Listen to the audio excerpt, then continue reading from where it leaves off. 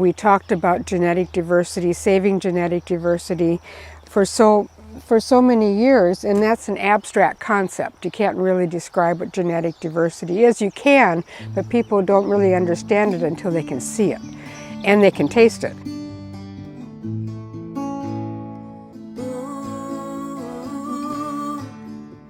Sowing Connections. As a young girl, Seed Savers Exchange co-founder Diane Ott Whealy remembers spending time on her grandparents' porch each summer, surrounded by towering walls of morning glory flowers. Then, each fall, when it was time to go back to school, she would help her grandfather, Baptist John Ott, collect seeds from those morning glories, just in case any visitors wanted some to take with them. When Diane grew older and was about to be married, she went back to her grandparents' farm to request some of those seeds to plant in her own garden.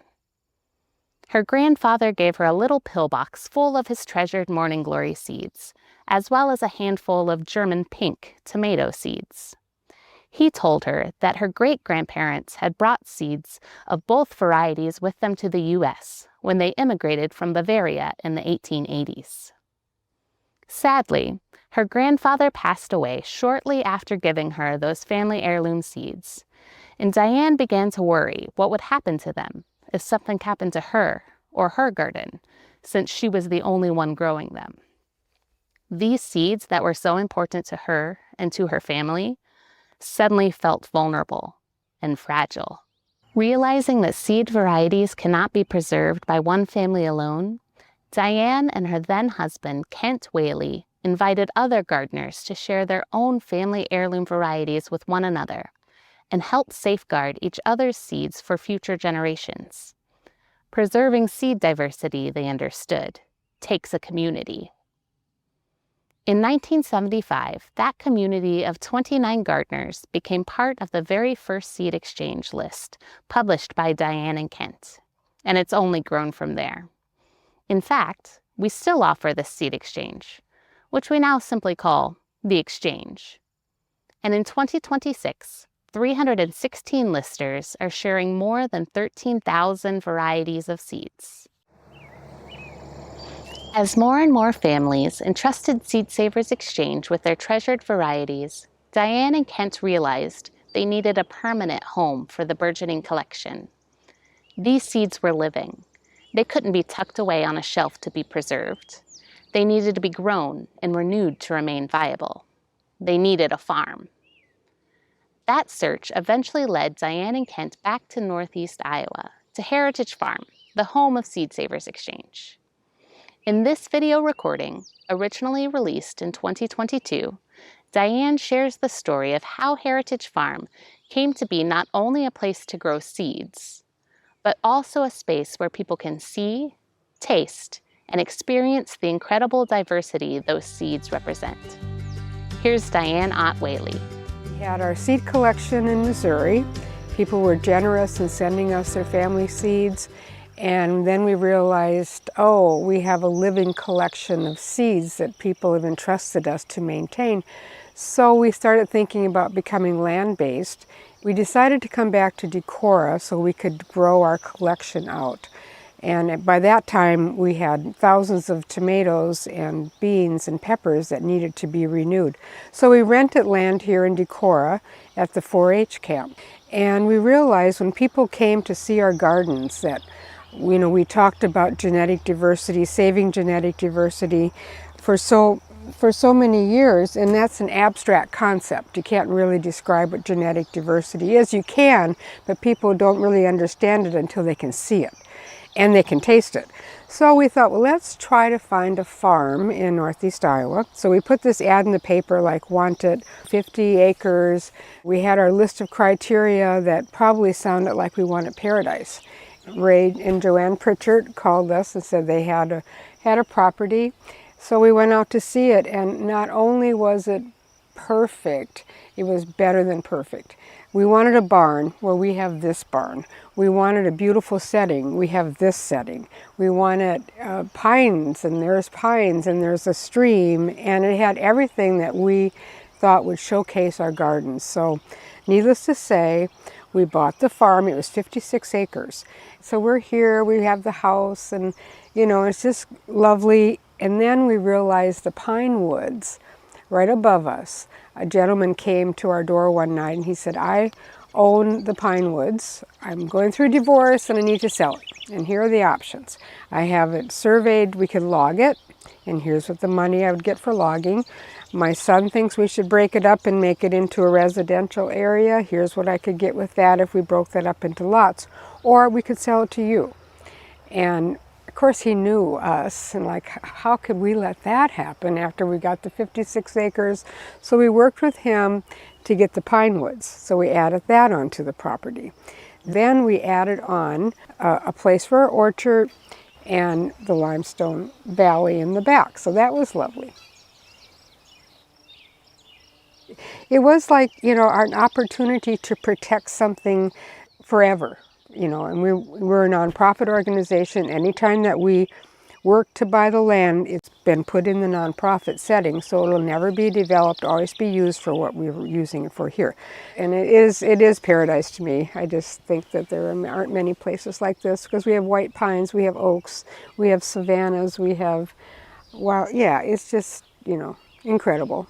And I'm happy to share it. Now people come from all over the country to come here. And it's amazing. I mean, we're doing our work with the seed collection, but when I'm in the garden working here, they understand the collection and what we're doing, but they really just love this place. They just love this place. And so I'm happy to share it with many people, and it'll be this way forever. Gator ride? Yeah.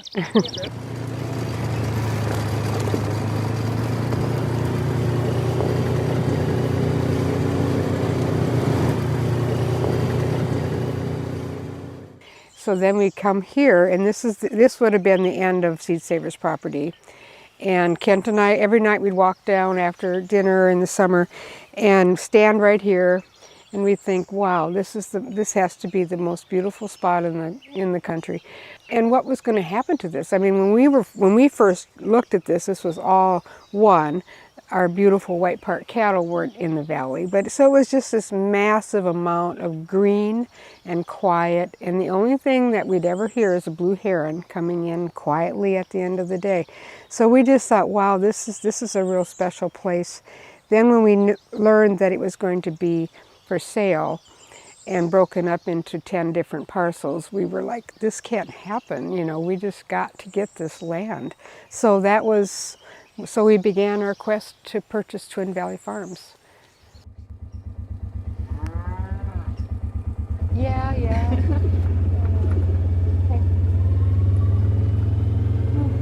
Usually they're not that willing to.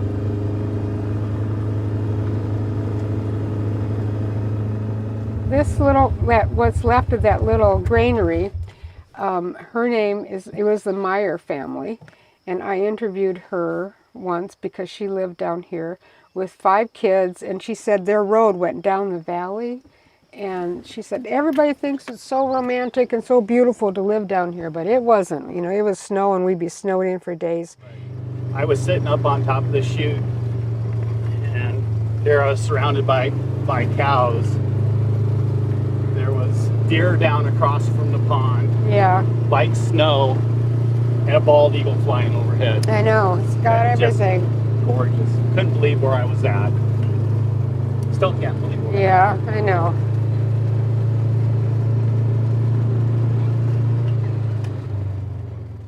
Every place in the farm is my favorite, but this it really is my favorite. We called it Inspiration Point because you can't come here and not reflect on peace, quiet, green, trees, life. It's the place to come. But when we were trying to put together the funding for Twin Valley Farms, which was going to be a little bit of a stretch. So I had a file in my office called Inspiration. And so I went to that, I've been putting stuff in there my whole life, little quotes, anything that I thought that kind of touched me. And there was a quote in there, it was from Aristotle, and he said, educating the mind without educating the heart isn't education at all. And I thought, that's so true. I mean, you can know everything, but you have to feel it. And so that's what I think we have done here, is that we've created a space where people can feel. And you need to, if you're going to preserve something, you need to love it. And to love it, you need to understand it. And to understand it, you need to see it. So it all works together. So I get an overwhelming sense of inspiration when I'm here. So there are farms all up and down this valley. Jim McLean, a neighbor, told me the story about the Bowery, which was like just a wooden stage that they'd have during Prohibition. You didn't have a lot of music or drinking.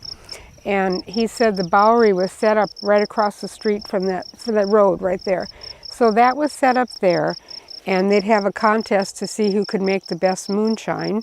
So all these farmers, all the little homesteaders would come, they'd have their best moonshine. They'd hang lanterns all the way down the valley.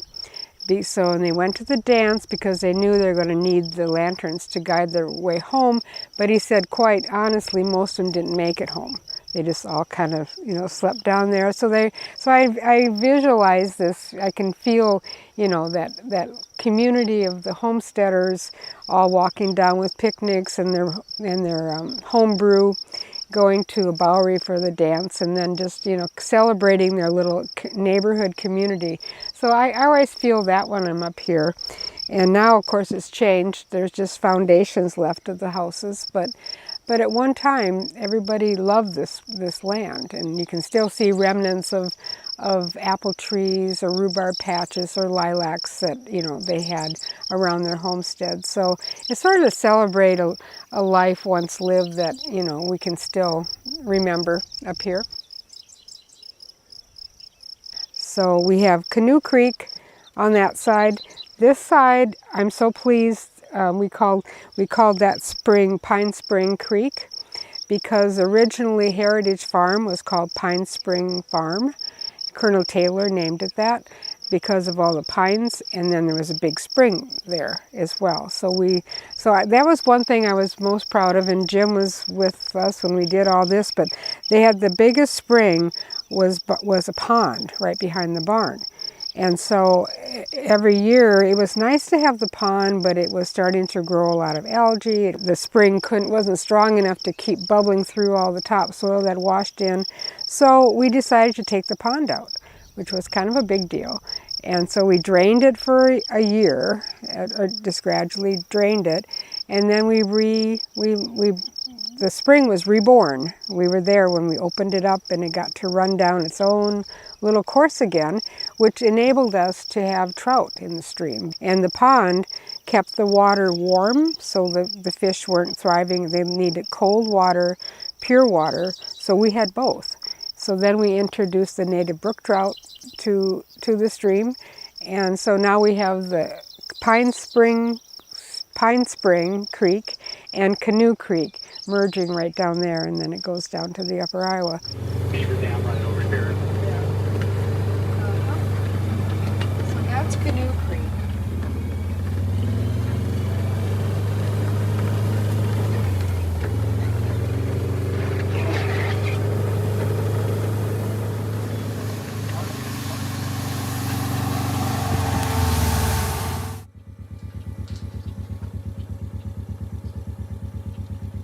Right across here, Corbin and I were walking across it one time. It was just full of goldenrod. Oh, yeah. And as soon as we stepped into the field, the monarchs just exploded.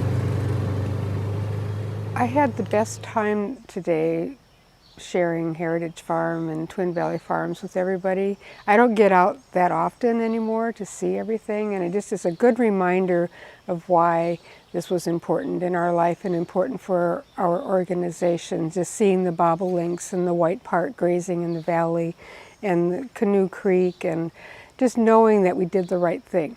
So that's very, very reaffirming to me, and I look forward to sharing it with many, many more people in the future. The thing about Heritage Farm that I've always felt is like it's Seed Savers' home place. It's like, this is where we live. We're providing what an environment should feel like. And that's what I'm most proud of. I'm proud of our seed collection, and we have 25,000 different accessions of seed. And then we have the land to complement the collection. And so that's been very important to us to showcase our collection and get people inspired. And I think Heritage Farm, when we were looking for a place to do our work, growing up on a dairy farm, I wanted a barn. So that was part of our criteria. But when we drove up here and I saw that barn, I thought, that you sold me at the barn. It really truly is a home place, because the barn is the heart of all dairy farms, and because so much happens there. So I feel like we are providing a good heart and a home place for Seed Savers Exchange, and I just hope that many people will come and share it with us. Seed Savers Exchange didn't begin with a farm. It began with one family wondering how to keep a few varieties of cherished seeds from being lost. The answer wasn't simply to save the seeds. It was to build a community willing to grow them, share them, and preserve them for future generations. Heritage Farm became the home of that growing community and for the living collection that we continue to care for today. Thanks for joining us for this episode of From the Archives on Sowing Connections. We'll be back in 2 weeks with a featured conversation with Marion Nessel. Until then, thanks for helping keep these stories and these seeds growing. We'll see you soon.